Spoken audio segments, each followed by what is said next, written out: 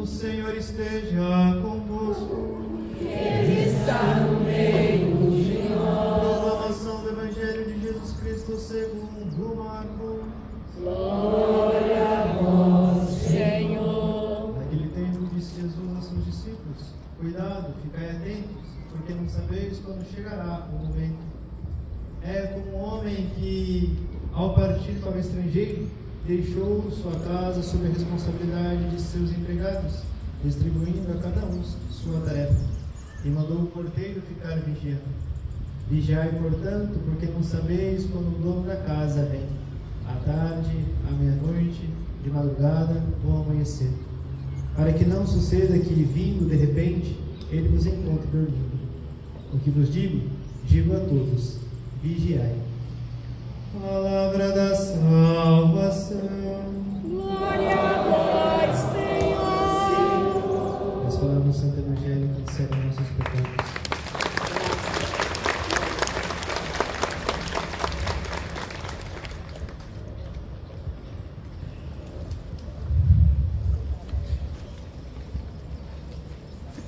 Iniciamos um novo ano na liturgia, um ano novo para a igreja, no tempo do advento. O que é o advento? O advento é aquele tempo de espera, de preparação principalmente para o Natal, para acolhermos nosso Senhor Jesus Cristo, que nascerá no dia 25. Ele já nasceu, mas ele nascerá de novo, novamente no dia 25. Ele se atualizará todo o seu mistério, porque Jesus é fora do templo, e nós somos convidados a reviver e a viver todo o mistério de Cristo. Então esse tempo de advento é um tempo de conversão, um tempo de espera, um tempo onde nós devemos também pensar e refletir para onde estamos indo. Qual o caminho que estamos traçando? Qual o caminho que estamos trilhando? Ou estamos simplesmente levando a vida, sabe? Apenas vivendo, tomando decisões aleatórias, sem saber o destino, sem saber o rumo, apenas vivendo dia após dia, sem saber para onde estamos indo. O cristão, ele deve saber para onde vai. Ele deve saber o que ele quer conquistar. E para nós, o que nós devemos, que nós somos chamados a conquistar, é próprio essa vivência com Cristo, é conhecer a Cristo, para que Ele venha e nós não deixemos Ele passar. Os judeus que é o povo escolhido, eles não reconheceram o templo que foram visitados. E nós somos chamados a reconhecer o templo. Então, ele virá uma segunda vez, mas ele participa das nossas vidas. Ainda hoje, ele está presente na nossa vida. Eu estou em vosso meio, disse ele, até o fim dos tempos, até o fim do mundo. Então, Jesus está no nosso meio. Quem é que percebe a ação de Cristo no nosso meio, a ação de Deus no nosso meio? Nós cristãos deveríamos compreender. Paulo, ele vai dizer à comunidade que é uma comunidade muito boa, tem muitos dons, tem muitas coisas, só que aquela comunidade não enxerga o que Deus realiza no meio dela. Aquela comunidade não enxerga tantos dons, tantas graças que Deus cumula a essa comunidade. Por isso Paulo vai chamar a atenção: olhai as coisas boas que Deus realiza no vosso meio, olhai para a ação de Deus. Nós somos chamados, aliás, somos acostumados a viver e olhar sempre o mal. Parece que o mal está vencendo. Então é guerra, são doenças, são catástrofes, são pandemias, E nós só vemos o mal, porque só chega para nós coisas más. E nós não enxergamos ao nosso redor a ação de Deus, o bem que Deus realiza na nossa vida, mas nós somos chamados a olhar esse bem. Por isso, vigiai, diz o Senhor, vigiai, porque nós somos chamados a reconhecer o tempo em que nós somos visitados, o tempo em que o Senhor nos visita, reconhecer a ação de Deus na nossa vida. No Evangelho, Jesus vai dizer que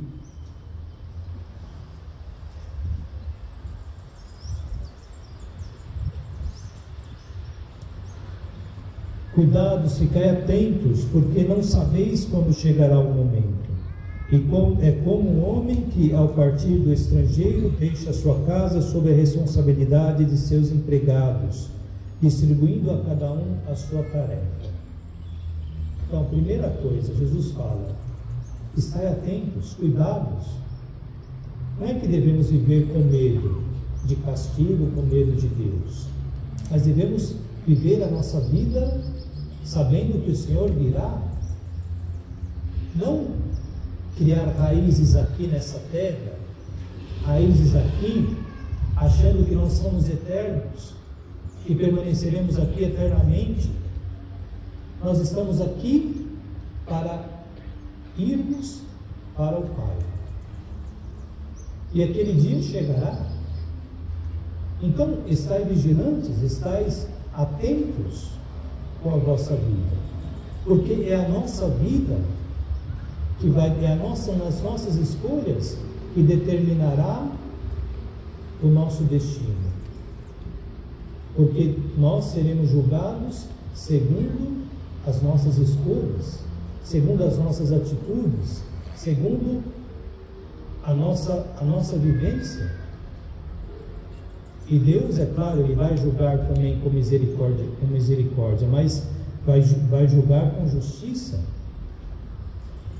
Então, eu tenho que viver uma vida de acordo com o Evangelho, de acordo com o que pede nosso Senhor Jesus Cristo, não de acordo com o que pedem outras crenças, não de acordo com o que pedem a modernidade. Muitos falam, a palavra de Deus é antiga, Jesus faz tanto tempo que veio, se Ele viesse hoje faria de outra forma. Mas como assim? Jesus não era e não será? Ele não é o eterno? Ele não é para sempre? Ele não conhece o futuro? Como que Jesus é passado? Como que Jesus faria diferentemente? Como que Jesus proporia outras coisas? Somos nós que queremos mudar a palavra de Deus. Somos nós que queremos transformar a palavra de Deus para algo que nos dá prazer, para algo que pode parecer que nos dá prazer, porque o verdadeiro prazer é viver a palavra de Deus. O verdadeiro prazer é você deitar na sua cama e falar: hoje eu vivi bem a minha vida. Hoje eu consegui entender o que Deus queria. Hoje eu fiz aquele bem que o Senhor me pediu. Hoje eu permaneci o dia inteiro com Deus. Mas esta parábola, ele fala que é como aquele homem que partiu para o estrangeiro. Então, aquele homem partiu para o estrangeiro e deixou seus empregados para cuidar da casa. E para cada um dos empregados, ele deixou a sua tarefa, deixou o que fazer.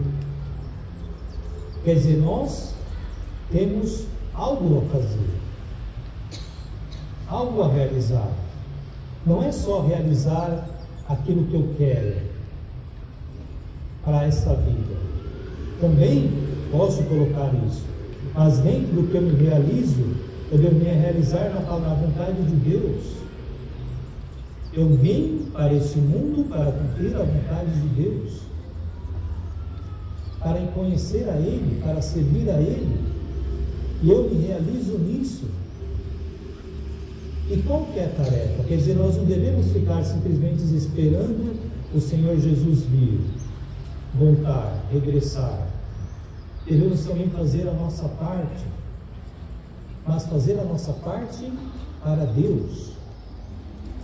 Fazer a nossa parte quer dizer construir o reino de Deus. Jesus, ele veio para quê? Para construir o reino de Deus, para iniciar aqui nessa terra o reino de Deus. E eu sou chamado a fazer a minha parte, a construir esse reino de Deus.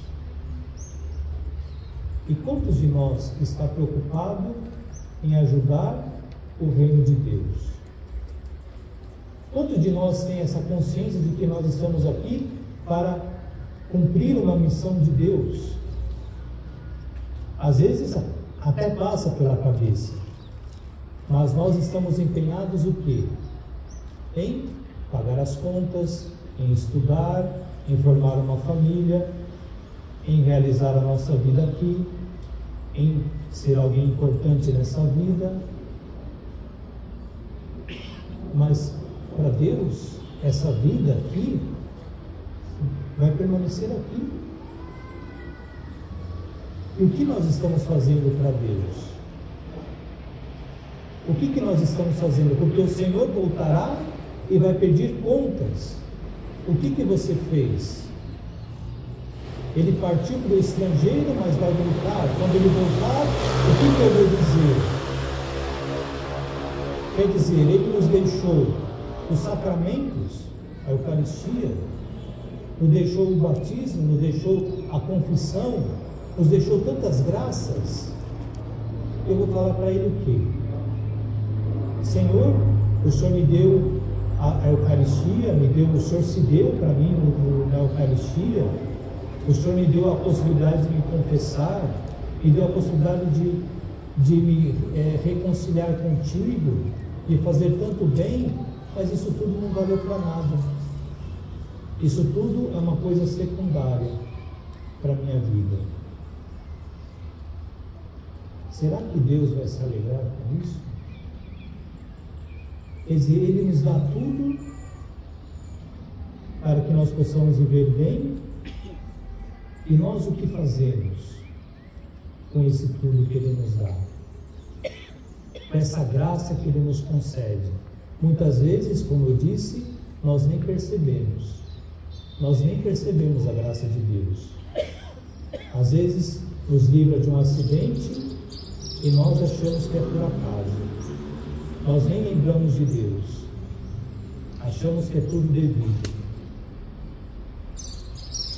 Então o Senhor vai dizer: vigiai, ficai vigiando, porque não sabeis a hora, não sabeis o momento em que o Senhor voltará. E quando Ele voltar, o que faremos? Se nós não estamos preparados, teremos um susto. Teremos um susto. Por isso, vigiai. Vigiai é estar atentos a Deus, a Cristo, o que Ele quer, qual caminho eu estou seguindo, para onde eu estou indo. Se o Senhor voltasse hoje, como que eu estaria, como me encontraria?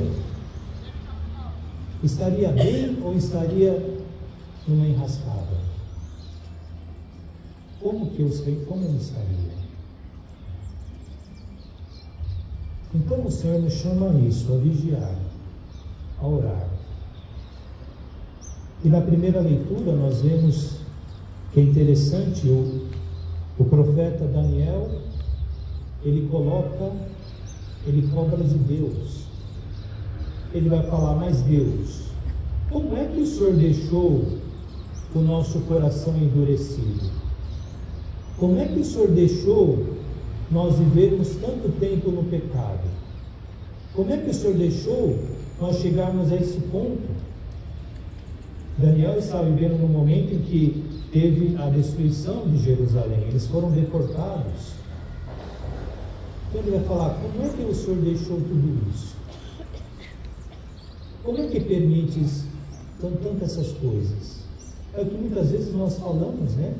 Mas até inconsciente, culpamos a Deus, mas por que o Senhor deixa essas coisas acontecerem? Por que tanta gente morre de fome? Por que tem o terremoto, o maremoto, o tsunami, e o Senhor permite tantas essas coisas? Só que o profeta reconhece, fomos nossos pecados, fomos nós que afastamos de Ti, fomos nós que deixamos de Te seguir, deixamos de Te escutar, fomos nós, quer dizer, a culpa é nossa, mas o Senhor pode, Deus, o Senhor pode vir ao nosso auxílio, nos ajudar, o Senhor pode, mas o que é preciso? O povo se converter. Daniel está fazendo um pedido para o povo se converter, deixar o pecado, porque assim, deixando o pecado, obriga a Deus, de uma certa forma, a vir nos ajudar. Falar, olha Deus, olha, estamos deixando o pecado, então venha, nos ajude, quebra a dureza do nosso coração, ajude-nos, como o profeta Jonas, que entrou em Nínive, e toda Nínive se converteu, e Deus, que ia destruir Nínive, tirou a mão sobre Nínive, deixou Nínive viver. Por quê? Porque abandonaram o pecado, porque se converteram. Se fala muito, que nem voltamos à nossa atualidade, é guerra após guerra, é fome, é maldade, é violência, parece que o mal impera sobre o nosso redor, ao nosso redor. Mas nós, o que estamos fazendo de concreto para Deus vir em nosso auxílio? Estamos buscando lutar contra o pecado? Estamos lutando contra o pecado? Estamos deixando o pecado? Estamos nos convertendo? Porque se nós não estamos, podemos reclamar com Deus o que for, porque Deus só fará alguma coisa quando Ele encontrará um coração arrependido, humilhado. É o que Ele espera de nós. É como o profeta vai falar, que o seu povo seja como barro, um barro de oleiro, onde o Senhor molde, faça o que o Senhor quiser com ele, para que ele se torne aquele vaso novo, limpo, bonito, que o Senhor deseja. Eis que a nossa vida, muitas vezes, ela não é aquela vida que agrada ao Senhor Deus. Não é aquela vida que agrada a Deus. Mas se nós nos colocarmos nas mãos de Deus e deixarmos Ele trabalhar, deixarmos Ele nos modelar, nos moldar, tirar as restas, tirar aquilo que não serve, nós nos tornaremos, pouco a pouco, os vasos bonitos de Deus, aquilo que Deus deseja para nós. Só que é preciso que cada um queira se deixar modelar por Deus. Eu não posso falar para o meu irmão para que Deus modele meu irmão, se meu irmão não se abre à graça de Deus, se meu irmão não quer ser modelado. Uma esposa não pode falar para o marido, insistir para o marido para ele deixar determinadas coisas. Ele pode, ela pode, só que ele só vai mudar quando ele se abrir à graça de Deus, quando ele quiser.